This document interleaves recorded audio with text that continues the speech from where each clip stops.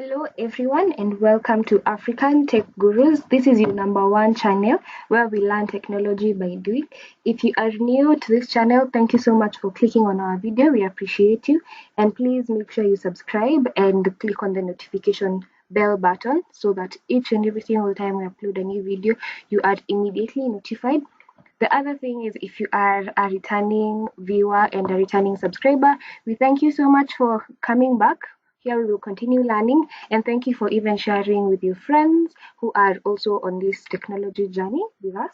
And at the end of the day, we want to become better African tech gurus. So today we are covering the first shell navigation, which is the first project in 0-day tasks, and it's called 0x00 navigation. So that is what we're going to cover today, and it is basically how to navigate through our shell. Yes, and shell is what we'll be using most of the time. So it's telling us welcome to the matrix, and for most people will be a very fast experience using the Unix terminal. And don't feel afraid, don't feel shy, just jump right into it. And today we are going to break it down and break down the very most simplest concepts, which are the most important. So the first thing we need to know is how to navigate our terminal, our Unix terminal. And the next thing we need to do is we need to know how to move around, which is the Linux looking around resource that they have provided here. And the next thing we need to learn how to do is we need to be able to understand how we should manipulate our files and the different directories that we have, and that is provided in this link here. So those are the three main things that you need to make sure you understand by the end of this specific unit and this specific topic. And if you want to dig deeper into the nitty-gritties of the different concepts, you can use man on your terminal, and it will break down exactly what each and every single code is doing, or every single instruction. Yes, so we'll start with the first one, which is Linux navigation. And this is it. And in this lesson, the first thing that they're just going to introduce, the first main three commands that you will be using a lot of times is pwd, cd, and ls. These three will help you navigate inside your terminal and inside your file system. So the first one, pwd, it's called print working directory. So what that does, it will just show you the current directory that you're working in. And directory in this case, if you're to use it in your local computer, will be your folder. So here let's look at a directory like a folder, and a file is what we call just a file. It's just called a file. Yeah. And cd, it will help us change directory, so it will help us move from one folder to the other one. So in our normal computers, you can move from one folder to the other just by clicking on the file itself. But that is different with Unix. You literally need to put in the command in your terminal and state specifically where you're moving from and where you're moving to. And then the other thing that we usually see on our computers normally is you will see the names of all the files that you have and all the names of the folders, and folders are the directories. But with Unix file organization system, that is not possible. You can't see it all at once, so you need to use the ls command. Yes, so these are the three new ones that we need to make sure we understand today. And if this is a very first time learning this, please pay very close attention, because you need to understand what these commands do and how to use them. I hope you got that one right. So one of the common thing with file organization systems, as they are mentioning here, which is the same as in Windows, and Windows is our normal file organization system that we use on computers, is that Windows and Linux, what they do in common is they are arranged in a hierarchical manner. So that means it moves from the first step to the next. It's not disorganized, so there's a hierarchy to it, and it's very organized. And that means that they are organized like a tree pattern um, of directories or folders. So what that means is you will have the root, and then you'll have, like, let's call them the branches, which might be other files or other folders. So what they're just saying is the files or the subdirectories. So you have one big directory, which if it was a tree, it can be the trunk, and then now the trunk can have other branches, which we can call them now subdirectories, which are other directories, and then now these branches move and move and move until they have now leaves. So in this case, the leaves can be the files. So one thing that you need to make sure you understand is the very first file system, the very first directory in the system, is the root directory. So think of it like the tree. The very first place a tree grows from is the root. So it's the very same thing. The very first directory that each file system starts from is the root directory. And then now the root will contain other directories or files. And then now from there to continue branching and so on until the very end. And for most computers, they have the graphical environment, which I have mentioned, which helps you see how to move and manipulate the different contents of your directories and of your files. I hope you got that one right. So we've seen one of the key things that is common between Windows and Linux, the hierarchical manner in which the files and directories are viewed and how they're manipulated. Now, when we move to one of the main differences between Windows and Unix-like operating systems, such as Linux, is that there's a difference in the concepts that they employ to save their different files and their different folders. So, Windows will employ the concept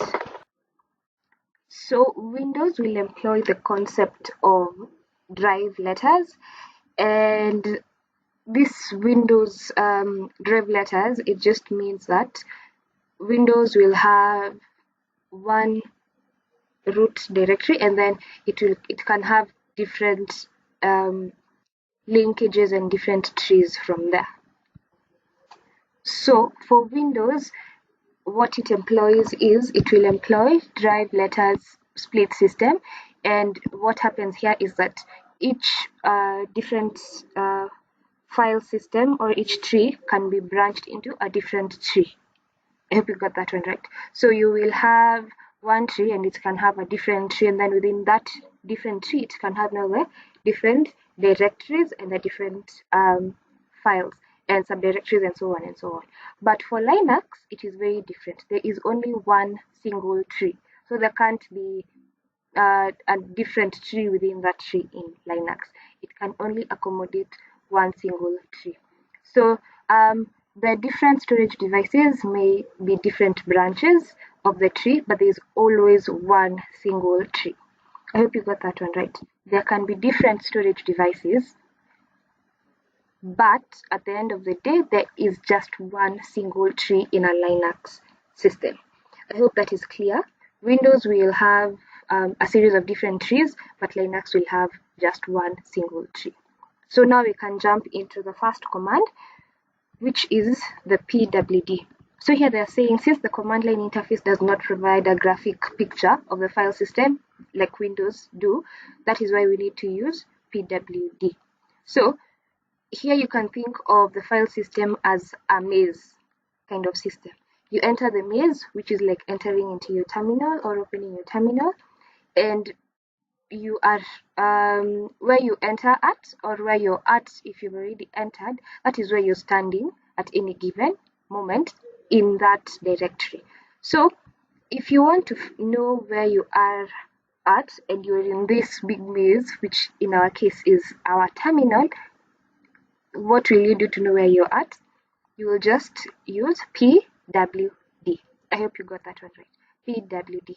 So what they're saying is, inside that directory, we can see its files and the pathways to its parent directory and the pathways to the subdirectories of the directory in which we are standing at. So what happens is when we want to know where we are standing, we use pwd. So the directory or where we are standing in is our working directory or our current directory.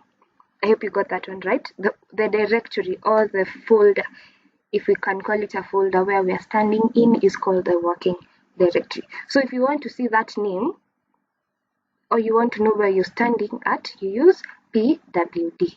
I hope you got that one right.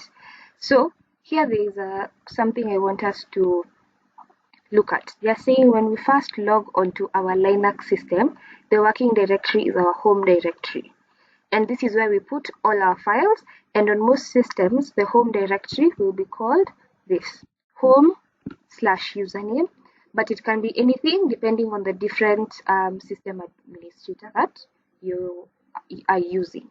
So when you just enter your Linux system or first log in, it is called your home directory. And then now as you move further and further into the different directories or into the different folders, and you want to know where you're at, use pwd to know where you're standing at or where you're at in your current directory. I hope you got that one right. And if you've moved from your home directory and you've already moved into further, your current working directory it also has a parent working directory, which is where it has stemmed from, or just the previous directory before it. So if you have already logged in into your system and moved one step and created another directory, and you want to know where you're at, which is your working directory, and you want to know the one that is just previous to you, it will be your home directory, but in this case it can also be your parent directory. So I hope you got that one. You can move further away from your home directory, but where you're standing at, the folder or the directory just before that is your parent directory, and the home directory is the very first one that you logged into your Linux system and you found. Yes, so please make sure you understand that. If you need further guidance, kindly comment down below and we will definitely help out.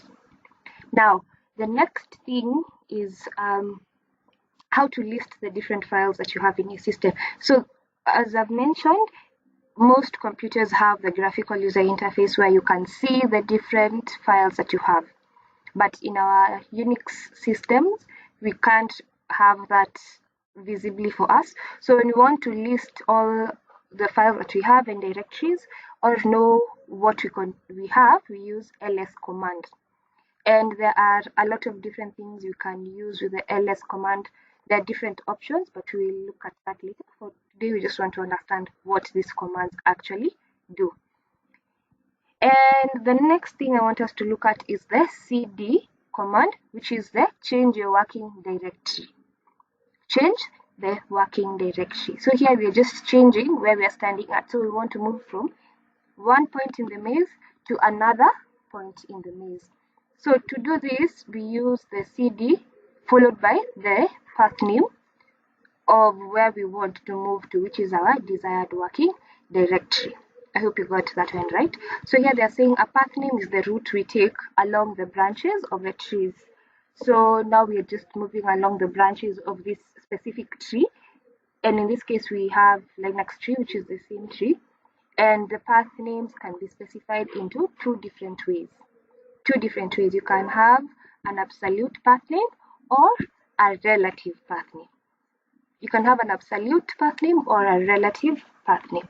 So if we look at the absolute path name first, here it begins with the root directory and then follows the tree branch by branch until we get to where the desired directory or the file that we want to move to is. So that is the absolute. We start at the root and we go step by step. So for example, if we are in our directory, if there is a directory in our system in which most programs are installed, and the path name will be this. The path name is /usr/bin. So what this means is from the root directory, which is represented by the first leading slash or the forward slash in the path name, there is a directory called USR, and inside it, it will contain another directory called bin.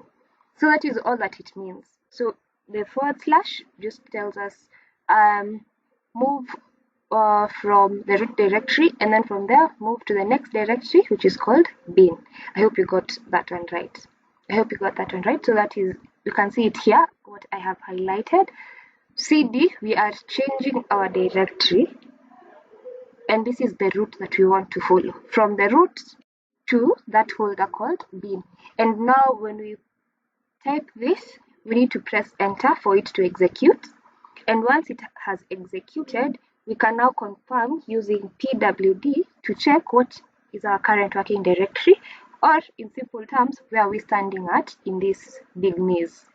I hope you got that one right, and it will tell us here that you are standing in a maze in a directory called bin, which is a directory inside another directory called USR. I hope you got that one right.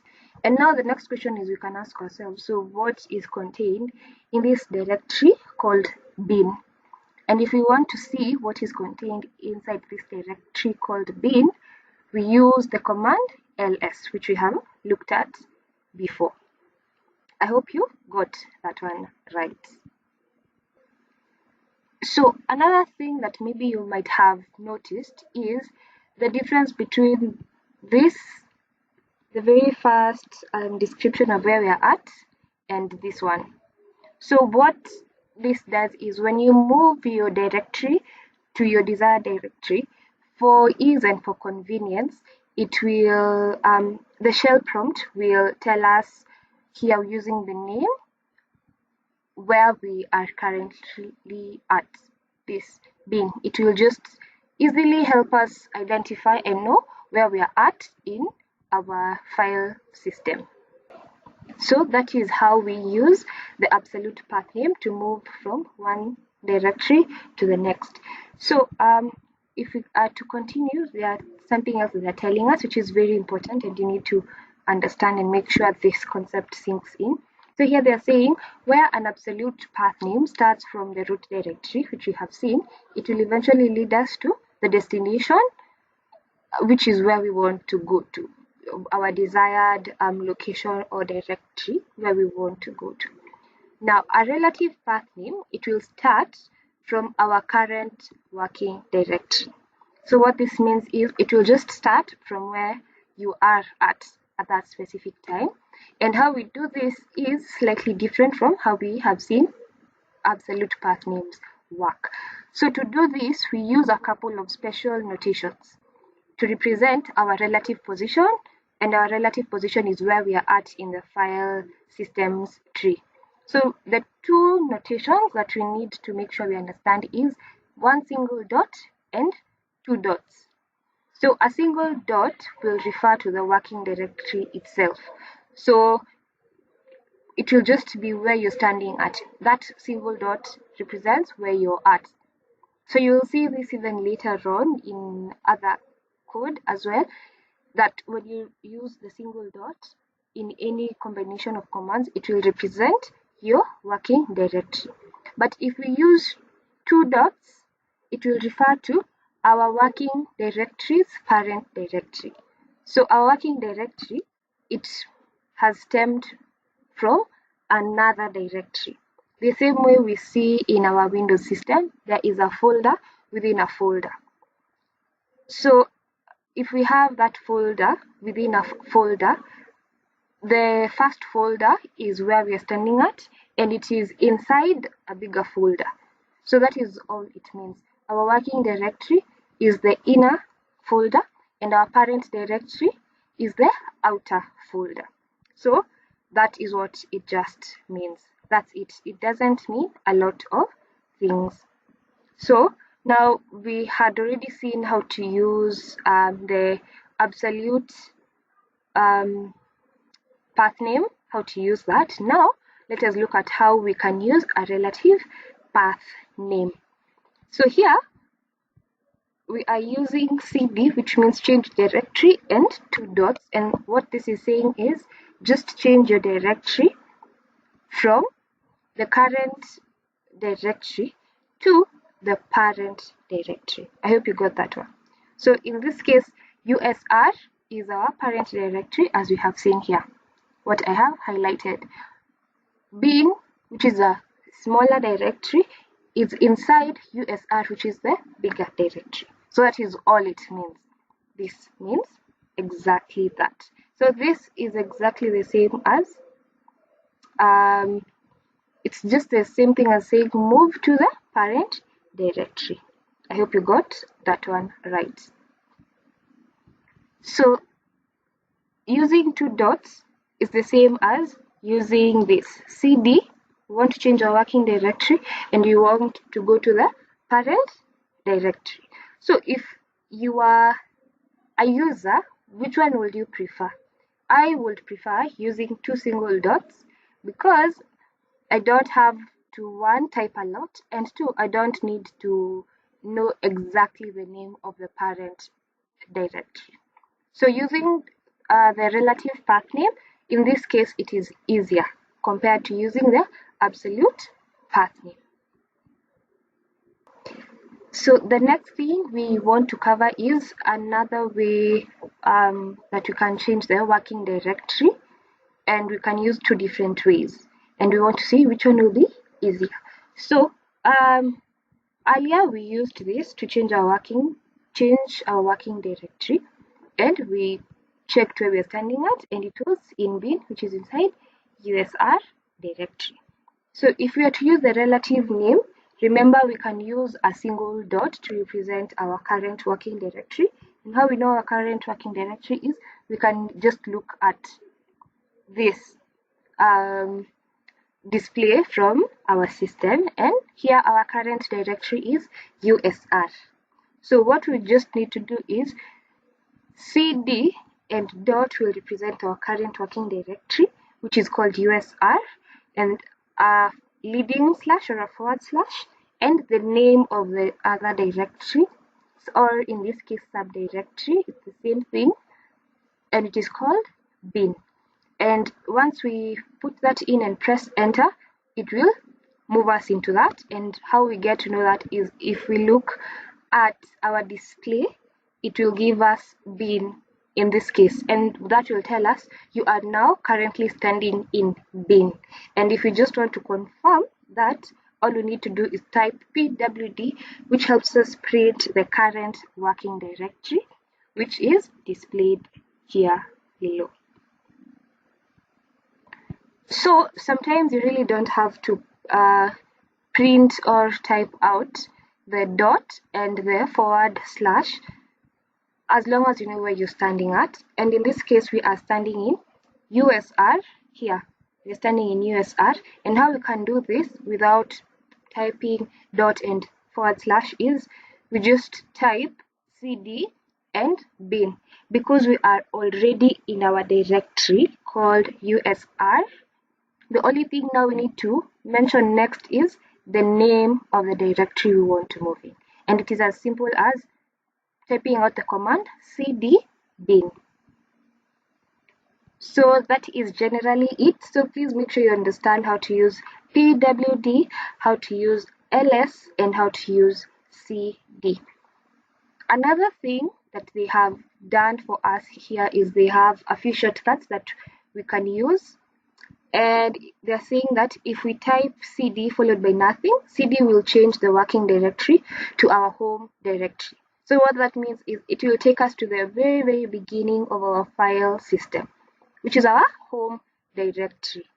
And a related shortcut is to type cd and using this tilde sign and the username. And the username depends on your PC and how you've named it. So usernames will differ, but that is how you can simply move from wherever you're standing in your maze or in your file system and move all the way to your home directory.